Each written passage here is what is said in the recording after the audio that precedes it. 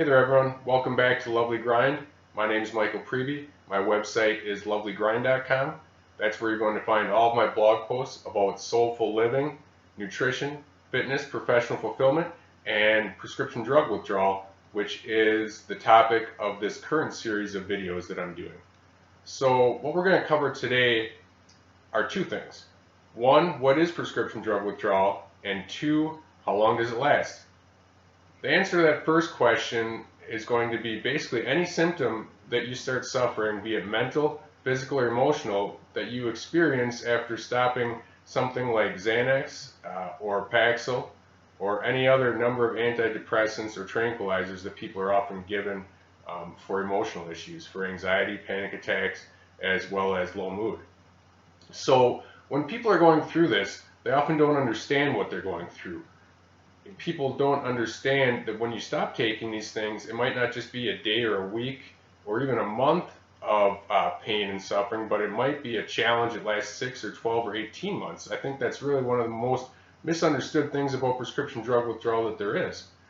Some people I've heard stop taking these drugs and they feel better in a week or 2 weeks, and that's great, and it'd be great if everyone's situation was like that. But unfortunately, there is something called protracted prescription drug withdrawal or withdrawn prescription drug withdrawal, and that's when symptoms last 12 months, 18 months, 24, 36 months, and that was more the category that I fell into. So my situation was I stopped taking the Paxil and a bit later the Xanax, and I was hit by a host of bizarre symptoms, a variety of things that I just didn't see coming. I thought my life would get better right away when I stopped the drugs. Instead, it got worse and worse and worse, and I didn't know what was happening. So like all the rest of you out there who might be going through this, I was looking for answers. I was thinking that I was dying. I was sure that all these symptoms signaled the presence of some insidious disease of unknown origin that was slowly killing me or causing me to lose my mind. That was just a prescription drug withdrawal, and it does get better. So what were my symptoms? I've been doing this series of videos now for a week or week and a half, and people have commented and asked what were my symptoms. There's so many symptoms out there that it would take forever to tick them all off the list, but a few of the worst things that I was going through right away when I stopped taking the Paxil, it was a flu-like scenario where I couldn't eat, couldn't sleep, had no appetite, low energy, restlessness, night sweats. Anxiety and depression also come in, and they aren't really the situational sort of anxiety or depression like many of you might be accustomed to. So you're not anxious because it's a social situation, you're just anxious all the time, your body's restless all the time. And you're not depressed because something per se bad happened to you, although prescription drug withdrawal happened that bad. You're just depressed in a really a pit of your stomach sense, and you can't really attribute it to anything that you're going through. It's just a sort of dread and gloom and doom that you're feeling. So that's all part of going through these withdrawals. What were some of the other symptoms I was going through? At various points, it was terrible headaches, like tension headaches, terrible tension in my body anytime that I would be around any stress, even if it didn't involve me. And I worked in an office setting for many years, and that was at a technical college, and a lot of students coming in and out of this testing center, and a lot of stressful situations at times. So for a period there, my body was perpetually tense, even though I think I did a pretty good job of not showing it to others. And a lot of you are probably going through the same thing, trying to hide your symptoms all the time. Some of the other symptoms I had, strange pain over the bridge of my nose. At other times, it was terrible, terrible shooting pains in my thighs, like a stabbing pain. I actually went to the doctor for that when it got so bad, and one doctor I went to wasn't very understanding. He said that perhaps it was because I drank too much beer, because I had told him on the little intake questionnaire, because I was a new patient, that I did enjoy a couple beers a lot of nights, and he said, well, it's probably because of beer then. The other doctor that I went back to, my original doctor who I was trying to get away from, he was the one that prescribed a lot of these drugs.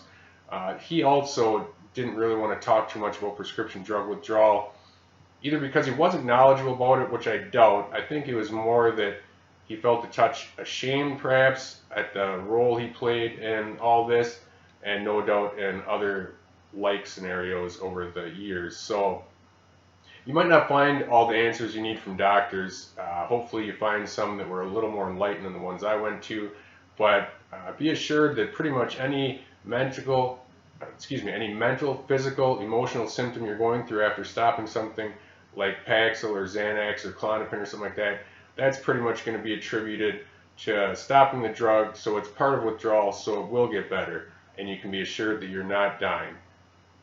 Other symptoms that I had, just to name a few, terrible mental fog, terrible fatigue, terrible sense of being lost in my own head at times, so I might have an intrusive or depressing or anxious thought while I'm riding in a car with a group of people, and instead of the thought just flying by like it might for anyone else on a normal day, it would just keep swirling over and over, and the blinders would close out of my world. I wouldn't be able to be a part of the group I was around anymore, and I would therefore be lost in my own problematic scenario in my head, and I would just kind of shut down and no one could reach me. I couldn't reach out to anyone else. Also depersonalization, derealization, a sense of always being on the outside looking in, watching life happen instead of being a part of it happening.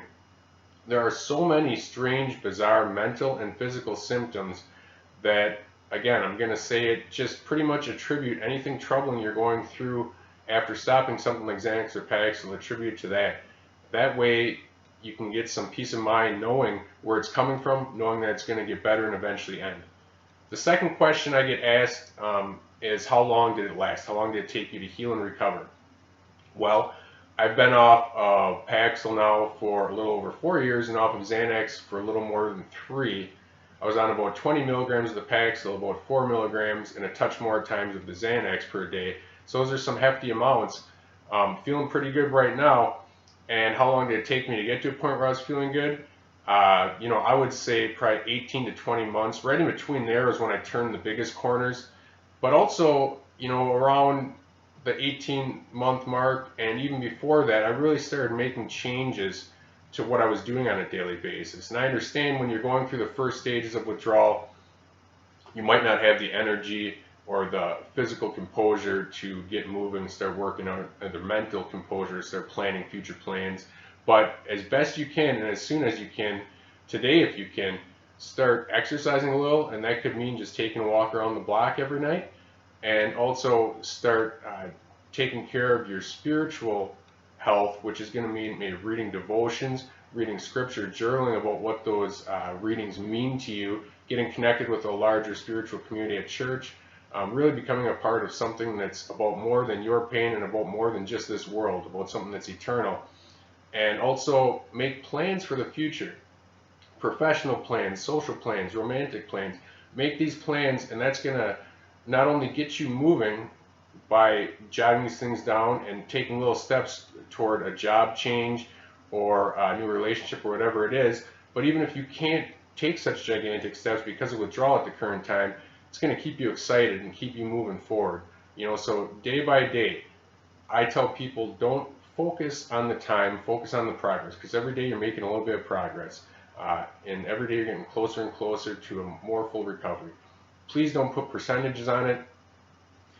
Some people say, oh, I'm 15% recovered or 20% recovered or 25% recovered, or this person said they were fully recovered at 6 months. Why am I at 9 months and I'm only 50% recovered? It's such an individual thing, and it just doesn't pay to get hung up on those definitions, because it's really, you're not going to reach any point where someone can diagnose you and say you're 100% recovered or you're 100% not recovered. It's just about feeling better every day, doing the little things you can, taking care of yourself, exercising, eating right, getting spiritual, making plans for the future, and resting when you need to.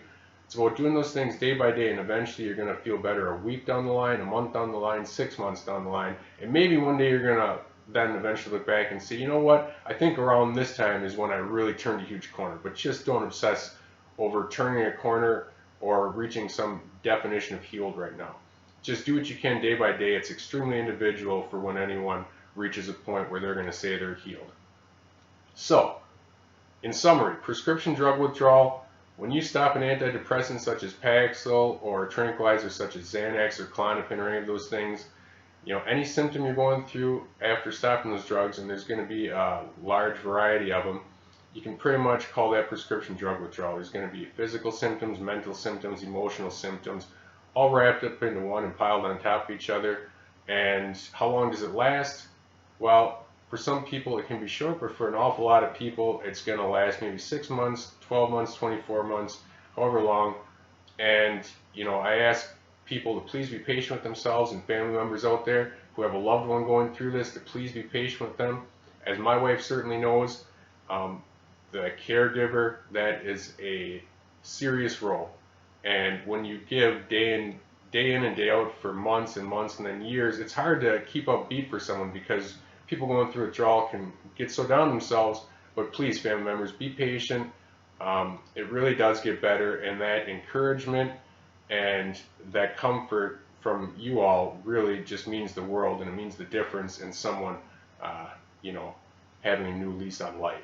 So everyone, thank you for tuning in. You are getting better. You're going to continue to get better. Don't get discouraged. And family members, please be patient with your loved ones who are going through these issues.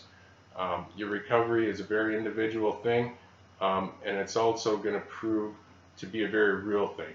So just stick in there, keep believing in yourself, taking care of yourself, and please join me for the next video in this series about prescription drug withdrawal. Until then, God bless, and just take care of yourself day by day. It will get better.